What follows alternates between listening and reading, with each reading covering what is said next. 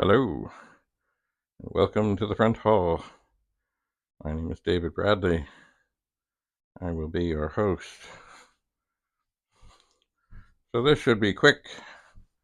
It should be. I have here a data set.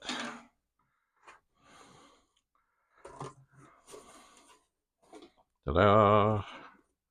Now, the first things to do with a data set is to give it a try. This early one doesn't have the same sort of plug with a Commodore logo on it, but it does have a little notch. That means you can only plug it in the right way.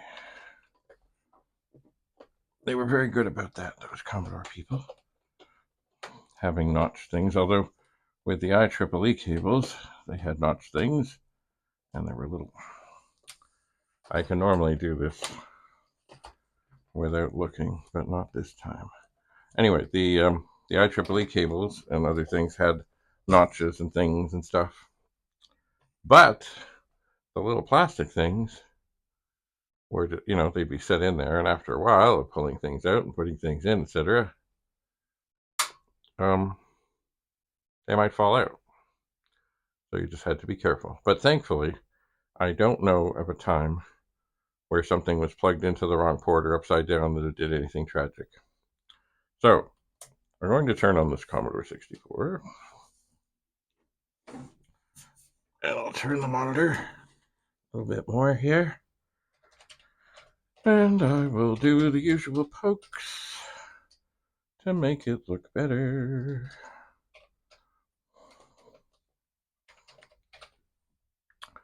And the initial testing of any data set is, well, I mean, the eject thing's a little wonky on this thing, and I don't know why.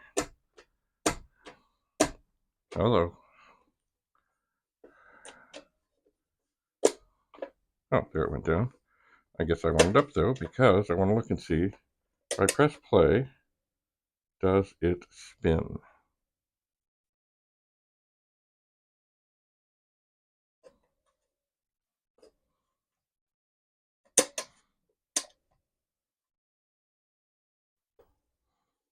And if I press fast forward, oh yeah, it's spinning. Okay. If I press rewind, does it spin? Yes.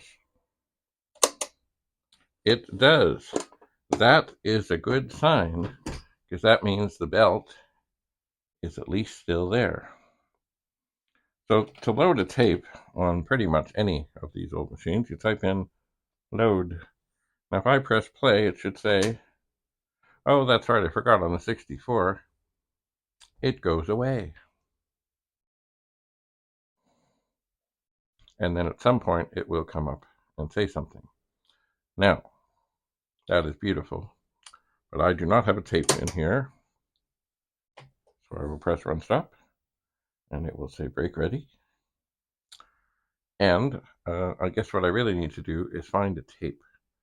Now, the only tapes that I know of at the second that I have handy are not for the Commodore 64, but that shouldn't really matter, because the idea is maybe using a tape that was made by Commodore or somebody else that I know and trust. I load it in. Mostly what I want to see is, this spins, does it load, does it say, like, what to do? It should find the program and then it should say loading. And if the program is indeed something weird and wonderful that there's no way it's going to work on the 64, well, so be it. But at least I know that it loaded and it's saved. So I'm going to go and search for such tapes. And then I will be back and we'll see if this data set does indeed answer the call. So thanks for coming. Remember, load. And then press play. Also, it's a good thing, just like they say in the old days, be kind, rewind. Make sure the tape is in fact back to the beginning. And if you have a tape drive with a counter, then it's not a bad thing to make sure you reset the counter.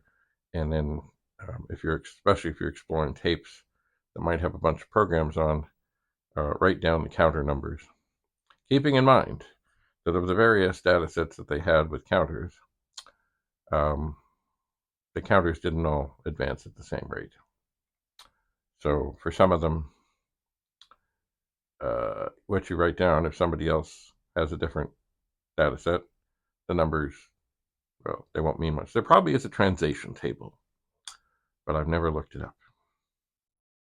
Anyway, thanks for coming to the front hall. We'll see you again soon. Have a lovely, lovely day. I'm David Bradley, your host. See you again. Bye for now.